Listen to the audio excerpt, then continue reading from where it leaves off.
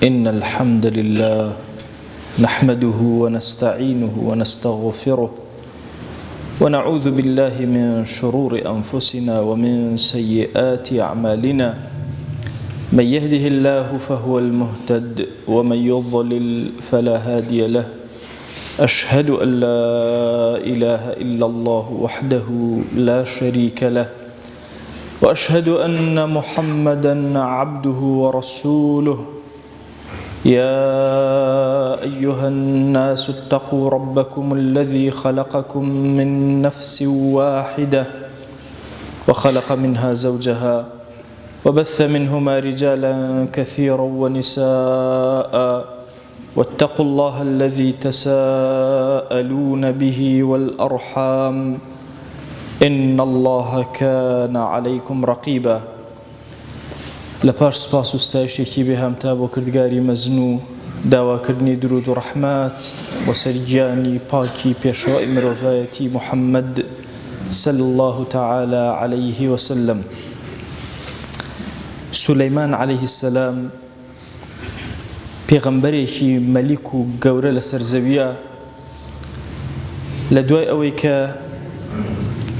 بەڵقیس قەراری دا خۆی بێت و بە چاوەکانی خۆی دەسەڵاتی ئەم پێغەمبەرە مەلیکە ببینێ، فەرمووی کێ ئەتوانێ عەرشەکەیم بۆ بهێنێ لە یەمەنەوە بۆ شام. ئەفرێتێکی زۆر گەورە لە جن وتی هەتاوەکو ئەوەندەی تۆ لە جێگەکەی خۆت هەڵئەسی من قەوی و ئەمینم و بۆت ئەگوێزمەوە ئێنمە بەردەست. کەسێکی تر وقال الذي عنده علم من الكتاب كعلم كتابي هەبوو کە مفەسرین ئەفەرمون کەسێک بوو نەفەرێک بوو فەرمووی ئەنە ئاتیکە به قبل ئەن یەرتەدە ئیلەیکە تەرفوک، بە ئەندازی چاوتروکانە یان نیو چاوتروکانن من ئەیهێنمە بەردەست. ئیمامی قورتوبی ئەفەرمێ زۆرینەی مفەسرین فەرموویانە ئەم کەسە ناوی ئاسەفی کوڕی بەرخیایە. ئەم کەسە و کەسە بوو کە هەم لە علومی دینی و هەم لە علومی ڕۆحی و هەم لە علومی حکمت و فەلسەفەیە زۆر ورد بوو و خوای گەورە زانستێکی زۆر گەورەی دابوویە و ناوی ئەعظەمی خوای ئەزانی ئیسم الله الأعظم. ئێمە کە هەتێ باسی ناو و صیفاتەکانی خوای گەورە ئەکەین یەکێک لەو شتانەی کە فەرامۆشمان کردووە و کەمتر باسمان کردووە ناوی گەورەی خوا ئەعظەمی خودایە جەلە جەلالوه. ئەفەرمون ئەو ناوە رب العالمین هەر کەسێ بۆ هەر شتێ داوای لێ بکە و بەکاری بێنێ ئیلا خوای گەورە دەروی خێری لێ ئەکاتەوە ئەو شتە جێبەجێ بووە وەلەو نەقڵکردنی بینایەکی زۆر گەورە و قەسر و عەرشێک بێ لە شوێنێکەوە بۆ شوێنێکی تر. ئەمە زۆر ئەدیلەی تایە. ئەفەرمێن مەلائیکە هەڵیان گر هێنایانە بەردەست بە چاوتروکان هێنایە بەردەست سولەیمان عەلەیه السەلام. ابن تەیمیە فەرمێمە دەلیلە لەسەر ئەوەی مەلائیکە زۆر بەهێزترە لە جن، دەلیلە لەسەر ئەوەی کە ئینسان کە خاوەنی علم بوو زۆر گەورەتر لە شەیاطین مەهما کان قووەت و هێزیان هەبێ و توانایان هەبێ علمی ئینسان زاڵ ئەبێ بەسەریانە. ئەمەوێ لە خزمەتانە باسی ئیسمی عەظەم بکەم کە ئەم کۆشکە گەورەی نەقڵ کرد و ئەم عەرشە گەورەی نەقڵ کرد. ئیسمی عەظەم لە زۆر فەرمایشتی پێغەمبەرا صلی الله عليه وسلم باس کراوە. لەناو فەرمایشتەکانە سێ فەرمایشتمان هەیە کە پلەی سەحەتیان زۆر باشە و صەحیحن، یەکێکیان حەسەنە و دوانیان صەحیح کە باسی ئیسمی عەظەم ئەکەن. یەکەم فەرمایشتیان ئەبی ئومامە بۆمان ئەگێڕێتەوە، ابن ماجه روايتي كردو أفرمي اسم الله الأعظم في سور من القرآن، ناو أعظمك زور قورك رب العالمين لا چند سورتي في قرآن بيروزا سي سورة بقرة آل عمران وطه. أفرمي لنا أمس سي سورة بيخوانو اسم أعظم درهنا. أنس كري مالك ڕێوایەتی ترمان بۆ ئەگێڕێتەوە ئەفەرمێ لە خزمەت خۆشەویستمانە صلی الله عليه وسلم دانیشتوم پیاوێک هات نوێژی کرد. لە دوای نوێژەکە دەستی کرد بە دوعا ئەم دوعایی کرد وتی اللهم إني أسألك بأن لك الحمد لا إله إلا أنت المنان بديع السماوات والأرض يا ذا الجلال والإكرام يا حي يا قيوم. الله أمشن ناوي وتو دسي كرب دعاء كردن بيغمري خاص الله عليه وآله وسلم فرموي لقد دعا الله باسمه العظيم بناوي قوري خوا أم كسد دعوة كرد الذي إذا دعي به أجاب هشكز دعاء فيك خوا يكسر جواب أداته وإذا سئل به أعطى هشكز بونا ودعوة لخواك إلا خوا قورا بي عطاءك تشتك بيوه. رواية السهم كابن حجر أفرمي لهميا صحيح ترى ابن حجر عسقلاني في أمير المؤمنين في الحديث أفرمي لروي السند ولهميا بهسترى بريد بمن أجرته أفرمي قيلبو بيغمر صلى الله عليه وسلم بياوك دعاء أكرت أيوت اللهم إني أسألك أني أشهد أنك أنت الله لا إله إلا أنت الأحد الصمد الذي لم يلد ولم يولد ولم يكن له كفوا أحد. بيغمر صلى الله عليه وآله وسلم فرموي لقد سألت الله بالاسم الذي إذا سئل به أعطى وإذا دعي به أجاب. دعوات كد بنابق لنا وكاني خوا أو أن دقوا اسم عظيمك هرشتك بيداواكي خوا جواب أداته وهرشتك هاواري لكتو داواكي أداته وبيد عطائك. علماء أمتي بيغمريان صلى الله عليه وسلم زور قصيان فرموه سبارت باسم عظم هند زاناي قورمان هنهر إنكاريان كردو فرميان النبي همونا وكان إخوة همويان أعظم ناوي كاني أعظم تربية اللي تريان هاويني إمام الطبري وإمام أشعري رضا ورحمة إخوان لبي كفرميان ناوي كمان بناوي اسمي عظمني همو اسم كان إخوة عظيما وشيء أعظم يجل فرماشت كان هاتو هرب معناه عظيم ليشان دعوته وكو ابن حجر بحسي أكل. حتى إمام باقلاني لمتأخرين زور ترجيحي أو رأي أبو حسن أشعري أكال سرويك اسمي أعظمي خوا بنربونا ووجودي نية همونا وكان إخوة أعظما توزيعات أي بو أم فرماشتانا أو أن فرموا توجيهي أم فرماشتانا أو أكن شو فرماشتانا صحيحا أفرمون بويا اختلافها لو الرواياتها أنا اشتاق أبيني لو يتري اشتاق أبيني فرمويا أنا لبرو الضلي كسكا قرنجا شوازي وتنكي قرنجا شون ربطي لقل خوايا بيوس أبي لكاتك هاوار لخواك وشيء الله بكاره هنا أسماء وصفاتي خوا بكاره لدعاء كانيا فرمويا أنا أوا أبي تباعسي أوي دعاء كي جيرابي نك خدي مجردي بكر هنا كلمات كان سيري ضليان كردوها دوها من رأي لم أمتا فرمي أنا اسمي عظم هيا بلام كز نايزاني إلا أخوانا بجل جلاله. الرأي السهام وأرجح مشهور لنا علماء فرمي أنا اسمي خوا جل جلاله وجودي هي وإيمان داران أتوانا بيزانا بويا علماء أمتي في غمر صلى الله عليه وسلم ابن حجر لفتحة أفرميت شوار در رأيان هي لسلوي اسمي عظم كامل هرزاناي ببي خوي ولقدانوي خوي وفكري خوي هاتوا اسمي عظمي جيا كردوتو أرزم كردن أم آينا بيروزي إسلام فلسفي كيه فلسفي ونبون هندش تهي لم بيامرشيلنا رب العالمين لي ون كردوين حتى وكو خومن بقرين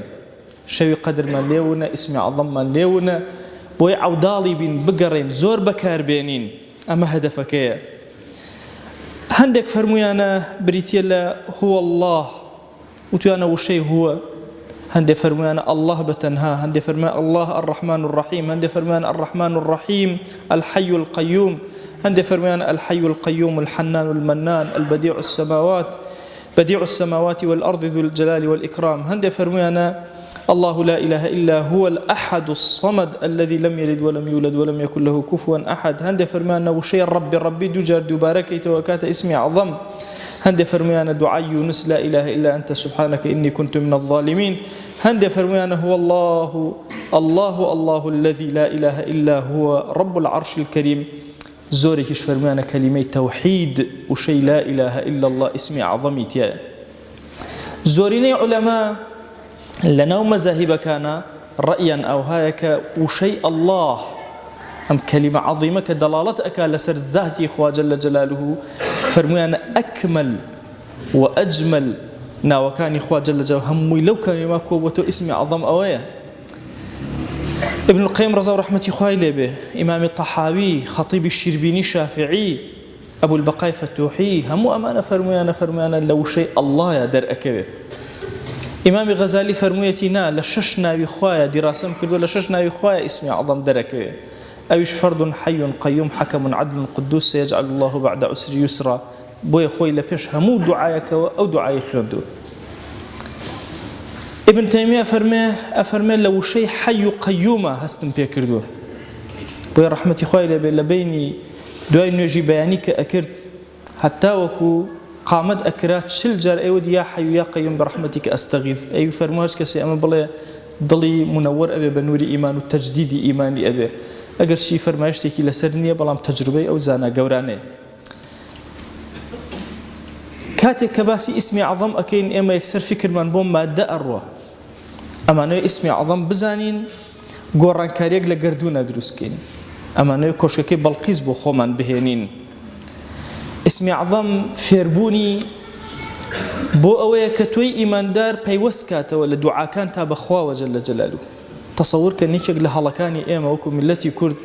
للدعاء وصفتي خوا كم بكاريني. هاوركين خوا جان أشتوان بعطاك كتشان كلماتك بسيط. بينما ولله الأسماء الحسنى فادعوه بها.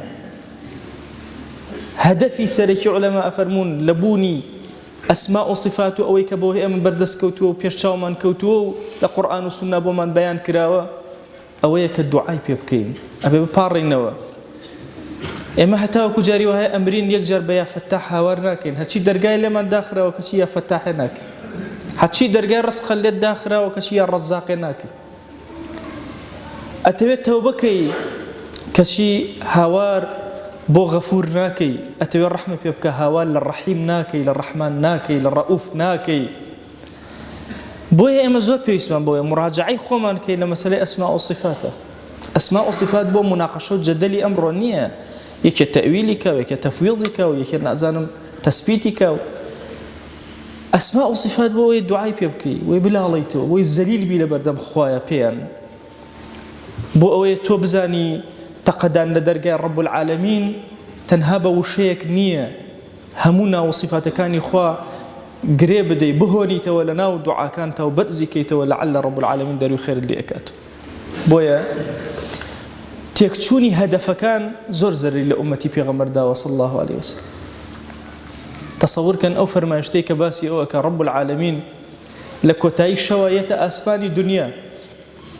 بوي عبد كان هاواري لبكن جدلك زور قوري دروس كردو بفائدة بينما همو أو فرمايش تباسي أو أكا حلص أي عبد شونيو جبك خواناس يبك هاواري بك بلا الله يروا أم باساني أسماء وصفات تثبيت كردنيان ودانانيان برب العالمين سودكيش يتنها دو سوديه يكم ناوي كسيك ناو لنا عبد لأولي ودانيانا دوامش دعاي بيك كهيتشي ما نكردو الله هردو كأنا ما فراموش ما كردو چون جدل كتير ما كردو كسودي بو أمتي بيغمر نية صلى الله عليه وسلم وعقيدش من مشوج بوكي بو أمتي بيغمر صلى الله عليه وآله وسلم أبي مراجعيك الروحي فكري ذهني ضلي خوي بكاتوا ويلبي بدوا اسمي عظمي خوايا بقري شون إمام غزالي أقريتو لششناوا درك بشتيك أكا هر جاريام ششناوا بكاري هني خوا دعا كان يجيراكا توي إيمان داريش بقري لنا وناوا كان خوا صفاتي خوا سورة بقرة وآل عمران وطه ببشكنا كلمة وشيك الدسك هيك بوتو مناسب تقل درجاي خدا بدي جل جلاله درجة كانت بوالابك خواي جان لد أبارينا ولد ألالينا ولا سر جنبناها كان من مبورة داوال لي أكين بنا وجوانا كانت بصفة برزة كانت باسمي عظمت لقناها كان من مبورة يا رب العالمين يا ربي خوايا داوال لي أكين بحيته قيوميتي تو يا رب العالمين هرشي درجاي داخرة ولا سر من بيكرة ضلي مردوء من زندوكرة يا رب العالمين خواي جان هوار بولايتو إهنين يا الله يا رحمن يا رحيم رحمة بأمتي في غمرك صلى الله عليه وسلم أم بلا مصيبة فتنة شر وشور وآشوب لسلمان لا ببا يا ربي خويا أم ولات نشتماني إما أم كردستاني إما بركة لخير وبركة ورحمة بزي خود يا رب العالمين أخلاق يا برسك روشت يا برسك رزقت يا زيادك بركت يا زيادك لنداري خواناسي بركة يا إلهي داود لأكن بركاتي أسمان وزوي بسلمان ببارنا خواهی گیان ام وڵات و نیشتیمانی ئێمە لە فەساد لا ببە دەروی خێرمان لێ بکەرەوە دڵمان وابەستەی دینەکەی خۆت کە یا رب العالمین خواهی گیان ئەم شریعەتەی خۆت بکەرە حاکمی جیهان یا رب العالمین لە فەسادی ئەم زلهێزانە بمان پارێزە یا رب العالمین یا ربی خواهی ئەم عەبدانە خۆشەویستانی پێغەمبەرن صلی الله عليه و آله وسلم هاتوونەتە ماڵەکەی تۆ حضور و خطبە و لقای تۆ یا ئیلاهی داوات لێ ئەکەین بە ڕەحمەت و بەزەی خۆت هەر دوعایە ئەیکەن گیرای بکە یا ئەکرەم الأکرەمین ادعوا الله وأنتم موقنون بالإجابة. الحمد لله رب العالمين والصلاة والسلام على خير خلق الله محمد وعلى آله وأصحابه الكرام وتابعيهم بإحسان إلى يوم الدين. أوصيكم عباد الله ونفسي قبلكم بتقوى الله وكثرة مخافته، فإن التقوى شعار المؤمنين ودثار المتقين ووصية الله تبارك وتعالى في وفيكم وفي الخلق أجمعين. وشوي سكام أرو سيانزو شعباني به أنما نمنا كيوم بانزو شعباني شو بانزو شعباني يعني شمسر ويكشمي كرو شو براتي كردواري ما نبنج ما اسمه برات عربي نبنج ما النصف من الشعبان و براتك جوشو براءتي وآمان كخوا جل جلاله بعد جا عبدكاش عفو كرو بزي مجوم الشارع فرمايشتي فرفر آمني سرو إيشا ومباركي يوجد فرمايشتك كصحيحنا فرماو خوا جل جلاله تماشو كردوكا عبدكاش كرو نو أعمالكاش كرو أتشي شوينه تشيش شاكردن تشا صالنا ولا أين بلا رمضان كأنما باكي شاكرو فرماو هرچی عبدەکەی جە گوناهەکەشە وەش بۆ چاشەوێن تەنها دوێ کەسێنن یۆشا کەسێوەن کە شەریکش پێی خوای قەراردا بوو ئیتر شەراکەتەوە قەولین ئیعتیقادین فعلین هەر شێوازە شێوازەکان ئەشم ئینسان ئەعماڵەکە وێش پاک کەرەوە بە هیچ شێوازە شەریک پێی خوای قەرار نەوە هیچ عیبادەت و تاعەتی وەشن دووەمشە ئا کەسێنێ کە شەحنا ئینا بینشانە ولا بفرق تفسير الشحناء شاكردن بعض فرمانشا أكسك قينو كينا إنا درسنا وراورو مسلمانا أكسني دوي كسي بيو قصيشا نبا بيو خواتي نشا وجمو ما عدا إيدو صنفية خواجة غير كسي وجبو أتشاشوين الرواية تاري آمنة ضعيفة فرماوا كسي وش كشتبو خواتي نجوج مبو أتشاشوين فرماوا كسي زيناش كده وتنا جوج مبو فرق شيء وشا فرماوا بلان فرماش تكي ضعيفة أنا شك صحيح أنا إيدو تشيوني إنسان والله أنا يومي شو براتي شو مباركة هم اعتقاد وفكر ما بصاغ وباكر ما بيخوي ظلمة الرياشة لازم إخلاص جزء منه جشيركي خفيف ما بارزن لا يتريسو فرق ما تنبو ظلمة يكزر لازم كينج وراور وهيز مسلمان تنبو تأشوا مور وأن رب العالمين رحمة تنكر وعفو ما كرو بزي مجوم المال فرمايش تفرق مني فرماو مثلا صلاة الرغائب كره بعض وشانا باسفر ما صلاة الأوابين كره صلاة الألفين كره مزاد شيء رؤيتي كيف رفريني والله مقرش يا ضعيف يا موضوع إني هيك نمي وثابتة إني أنا أتشاشى أنا بتايبت كريو فرماشان دا السطر كاتي ما كره قر كاتي وشانا دجار قل هو الله وأنا إن برنامج صلاة الرغائب ضعيفنا روايتي وترنا مثلا آمان فرماو شوكي زين كرو روتشكي واسمي الروكج روتشي غيره فريني والحال غير افرماشتي كباسم كرديه كم جار اثر ابي ترى قريه ضعيف اني موضوع اني مهم ام الزان مئة شوينه شو مباركا اي شو مباركه بطاعه باركر ميو الروكيتش شنا قريو عاده تجبو الروكا ايام البيض سيانزو تشواردو بانزن روتشي غيرو قيمه كرو ان شاء الله دروسه بعض العلماء يفرموا شجع تابعيني بتابتي روتشي شاگرتين سنش ديارة أفرماشتي كضعيفة فرموا كوبا درجة وصحته ويا حسن وبلاكرة فرموا شار روتشي جيرو كسك قام كرو بلان بعمومي أنا مهمة إما أنا زان مكشو براتي شو فرفر مباركنا الروكيتش الرو فرفر مباركة إمام الشعبي فرموا الروكش بس الشوكش كانن فضيلتنا إنسان تاو أتشاورنا خاسترين عبداتي كرو وجبنا كبارزنا وش باكرو وساكرو وصافكرو شو كيثر برو رمضان ملمي استعدادي والروحي بدني فكري جبنا ورو أنا بلود لي رمضان يوبا أستي وفر برز تاو رب العالمين أنوارك وشو بركاتك وش مجمل شر داواکەر من جەزات و پاک و پەروەردگاری هەرچی ڕەحمەت و بەزەی وێشە مژۆژ ملمارە عاقبەتی ما پەرخێر کەرەوە گەڵمە ماچا کەسا شەو بەراتی نعفو شاكروا ويا خاطر قولي والعفو ومجمل مار يا رب العالمين. وأوصيكم أيضا بالصلاة والسلام على رسول الله حيث أمرنا الله تبارك وتعالى في محكم تنزيله قائلا